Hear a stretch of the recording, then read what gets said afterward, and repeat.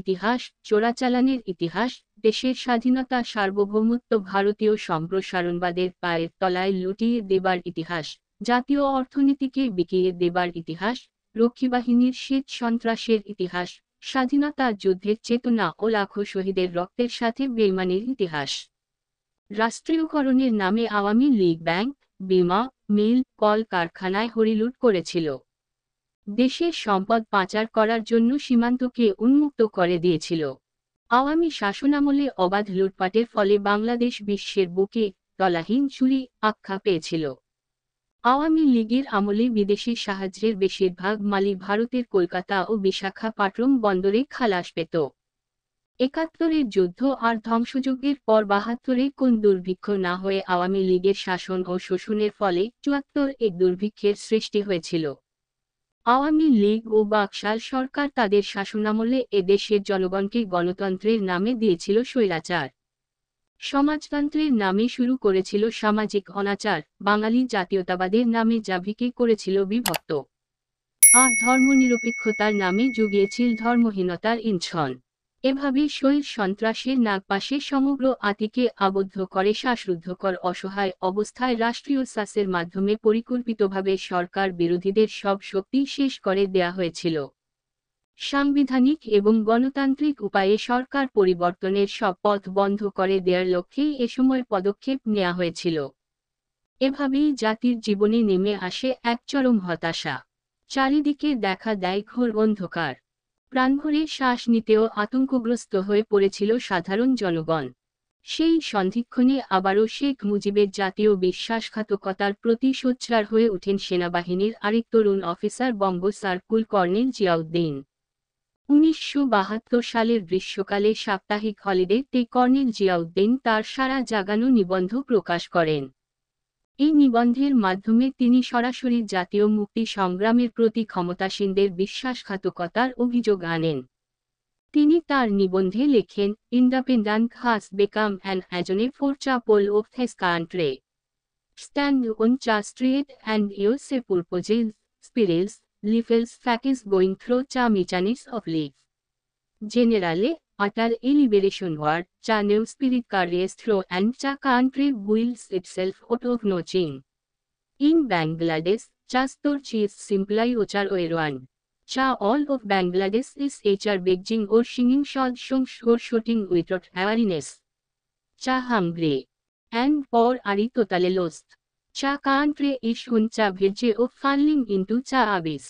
নির্ভীক এই মুক্তিযোদ্ধা এই নিবন্ধে বাংলাদেশ ও ভারতের মধ্যে ২৫ বছরের গোপন চুক্তি জনসমক্ষে প্রকাশের দাবি সর্বপ্রথম তুলে ধরেন। প্রধানমন্ত্রী শেখ মুজিবুর রহমানের উল্লেখ করে তিনি বলেন, "We fought without him and won. If need be we will fight again without him." ১৫ই আগস্টের বৈপ্লবিক পরিবর্তন যদি না হতো তাহলে গণতন্ত্রের বদ্ধভূমিতে আজকের শতাধিক রাজনৈতিক দলকে একদলীয় বাকশালের ধ্বজা বহন করেই বেড়াতে হতো। এমনকি আওয়ামী লীগ নামক কোন দলেরও পুনর্জন্ম হতো না। আওয়ামী বাকশালীদের অনাসৃষ্টির জন্য বিধ্বস্ত সামাজিক, রাজনৈতিক ও অর্থনৈতিক অবস্থার জানি দেশবাসীকে অনির্দিষ্টকালের জন্য টানতে হতো। দেশ স্বাধীন হওয়ার পর হাজার হাজার কোটি টাকার অস্ত্র, গোলাবারুদ, স্বর্ণ, মূল্যবান ধাতু, যানবাহন, মিল কারখানার মেশিনপত্র, কাঁচামাল ভারতের হাতে তুলে দিয়ে আওয়ামী লীগ সমগ্র জাতিকে প্রতিপক্ষ মনে করতে থাকে। এ সমস্ত কিছুর পরও আওয়ামী লীগ নিজেদের স্বাধীনতার সোল এজেন্ট বানাবার চেষ্টা করে আসছে নির্লজ্জভাবে। এসবের প্রতিবাদ করতে যাওয়ায় দেশমাতৃকার অন্যতম সেরা সন্তান ও বীর মুক্তিযোদ্ধা মেজর জলিল বীর উত্তমকে গ্রেফতার করা হয়েছিল, প্রাণ হারাতে হয়েছিল বিপ্লবী সিরাজ শিকদার ও হাজারো মুক্তিযোদ্ধাকে। লাঞ্ছনার শিকারে পরিণত হতে হয় অনেক দেশপ্রেমিককে। ২৫ বছরের দীর্ঘমেয়াদী অসম চুক্তির মাধ্যমে দেশের স্বাধীনতা ও সার্বভৌমত্ব বন্ধক রেখেছিল আওয়ামী লীগই। লাল বাহিনী, নীল বাহিনী, স্বেচ্ছাসেবক বাহিনী, রক্ষী বাহিনী সহ ইত্যাকার নানা রকমের বাহিনী গঠনের দ্বারা দুঃসহ নৈরাজ্য সৃষ্টি করার মধ্য দিয়ে বিনা বিচারে ৪০,০০০ রাজনৈতিক কর্মীর প্রাণ সংহার করার কালো ইতিহাস আওয়ামী বাকশালীদের দ্বারাই সৃষ্টি হয়েছিল। বন্দী অবস্থায় রাজনৈতিক নেতা জনাব সিরাজ শিকদারকে নির্মমভাবে পাশবিক অত্যাচার করে হত্যা করার পর শেখ মুজিব স্বয়ং সংসদ অধিবেশনে ক্ষমতার দম্ভে বলেছিলেন, কোথায় আজ সিরাজ শিকদার। 23শে জানুয়ারি 1992 তারিখে জাতীয় সংসদের অধিবেশনে 72 থেকে 75 সালের আওয়ামী বাকশালী দুঃশাসন প্রসঙ্গে জনাব মওদুদ আহমেদ বলেন, 1974 সালের 28শে ডিসেম্বর দেশে জরুরি অবস্থা জারি করার পর 29শে ডিসেম্বর ভোরে আমাকে বিনা অপরাধে বিশেষ ক্ষমতা আইনে বন্দী করা হয়েছিল। অথচ সরকার আমার বিরুদ্ধে কোন অভিযোগই আনতে পারেনি সেদিন। এই তোফায়েল সাহেবই রক্ষী বাহিনীর ইনচার্জ ছিলেন। আর এই বাহিনীর হাতে এদেশে 40,000 নিরীহ মানুষ জীবন হারিয়েছে। সিরাজ শিকদারের হত্যার কথা আজও এ দেশবাসী ভুলে যাননি। 72 থেকে 75 এর 15ই আগস্ট অবধি আওয়ামী বাকশালী শাসনকাল এদেশের ইতিহাসে সবচাইতে কালো অধ্যায় হিসাবে চিহ্নিত হয়ে থাকবে।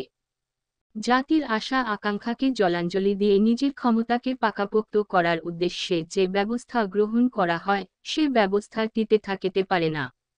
জনসমর্থন ছাড়া কোন ব্যবস্থায় দীর্ঘস্থায়ী হতে পারে না।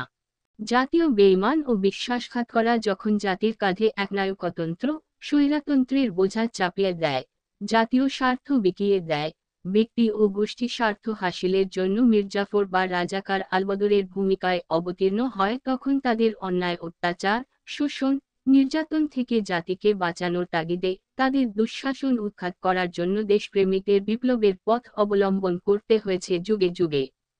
একই যুক্তিতে 1975 সালের 15ই আগস্ট বিপ্লব সংগঠিত করা হয়েছিল বাংলাদেশ সেনাবাহিনীর দেশপ্রেমিক অংশের নেতৃত্বে। সেই বিপ্লব ছিল একটি সফল অভ্যুত্থান। দেশ ও জাতি মুক্তি পেয়েছিল দাসত্বের আগ্রাস ও স্বৈরশাসনের শ্বাসরুদ্ধকর পরিবেশ থেকে। বাকশাল সরকারের উৎখাত ও মুশতাক সরকারের প্রতি জনগণের স্বতঃস্ফূর্ত সমর্থন এ কথাই প্রমাণ করেছিল জনগণের আশা আকাঙ্ক্ষার সাথে বাকশালের কোন সম্পর্ক ছিল না। একদলীয় শাসন ব্যবস্থার প্রতি জনসমর্থনও ছিল না। এমনকি আওয়ামী লীগের বৃহদাংশেরও সমর্থন ছিল না শেখ মুজিবুর রহমানের একদলীয় স্বৈরশাসনের প্রতি। 15ই আগস্টের অভ্যুত্থান স্বতঃস্ফূর্ত জনসমর্থন পেয়ে একটি জনপ্রিয় বিপ্লবে পরিণত হয়। 14ই আগস্ট রাতে ঢাকা ব্রিগেডের নাইট প্যারেড ভাই 15ই আগস্ট শুভে সাদিক বিপ্লবের দিন ঠিক করা হলো। ঘড়ির কাঁটা এগিয়ে চলছে। বিপ্লবের শেষ পর্যায়ের সব প্রস্তুতি শেষ করে আল্লাহ তাআলার নাম নিয়েই বিপ্লব শুরু করা হলো। প্রভাতের প্রথম প্রহরে সমগ্র জাতি তখন গভীর নিদ্রায় নিমজ্জিত। সশস্ত্র প্রতিরোধ শুরু করা হলো প্রথম প্রতিপক্ষের তরফ থেকেই। গুলিতে 3 জন বিপ্লবী শহীদ হলেন। শুরু হলো পাল্টা আক্রমণ। অল্প সময়ের মধ্যে সফল অভ্যুত্থানে ঐতিহাসিক পট পরিবর্তন ঘটল।